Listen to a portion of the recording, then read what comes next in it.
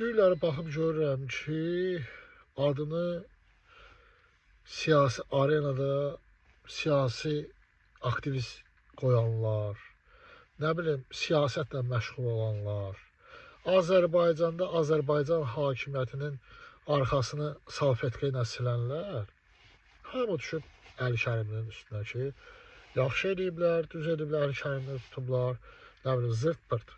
Məsələ burasındadır ki, birinci tutulan insana sevinməzlər. Məsələ budur.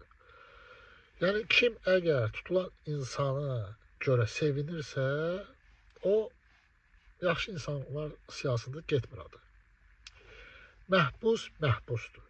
İkincisi də ki, əgər Azərbaycan hakimiyyəti belə həqiqətən də əgər araşdırıb ki, Əli Kərimli vətən xainidir, Əli Kərimli həqiqətən də dövlət çevrilişinə cəhd göstərib, çox xahiş edirəm.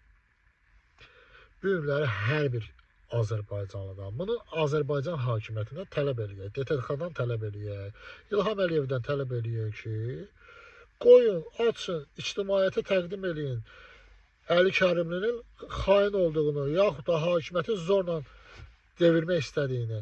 Mənə də o maddəni vurmuşsunuz, Əli Kərimliyə də o maddəni vurursunuz, digər blogerlərə də o maddəni vurursunuz. Sizin ağlınız yerinizdədirmi? Ay DTX, Gülər Ramiz Mehdiyev, hansı ki vətən xaini deyirsiniz, nə deyirsiniz, özünüz bilərsiniz. Ramiz Mehdiyev evdə ustalığındadır. Amma Əli Kərimli bu günləri həbsdədir. Niyə? Hansı səbəbə? Deməli, siz Ramizin üzərindən oyun oynuyorsunuz və Azərbaycan xalqını bu günləri həmən oyunlar içində də yatızdırırsınız. İlham Əliyev, səndən böyük oğru yoxdur. Səndən böyük xəyanətkar yoxdur. Bunu bir dəfəlik beynimin bir küncündə yaz. Sən Azərbaycan xalqına vurduğun zərər qədər heç kim zərər vurmayıb elə. Yəni, bu günləri DTX Əli Nağıyev, Baş prokuror Kamran Əliyev, hünəriniz varsa gedin İlham Əliyevi də həbs edin. Ondan böyük korrupsioner, oğru mu var ölkədə? Yoxdur. Və Əli Kərimlini bu günləri belə deyim də şərləyib tutursunuz. O bəziləri deyir, mən siyasi aktivisəm, zırtam, pırtam. Siz heç siyasətin sığ hərfini bilmirsiniz ki, haradadır.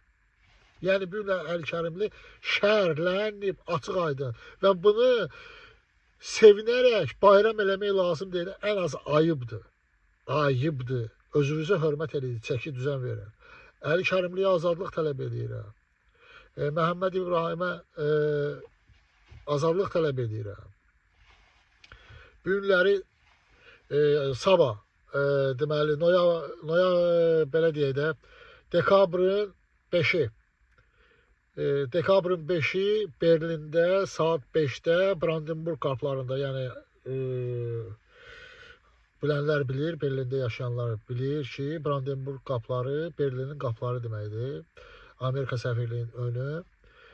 Orada siyasi aktivistlər deməli aksiya təşkil edir. Kim Berlindədirsə, buyurub gedib dəstək ola bilər.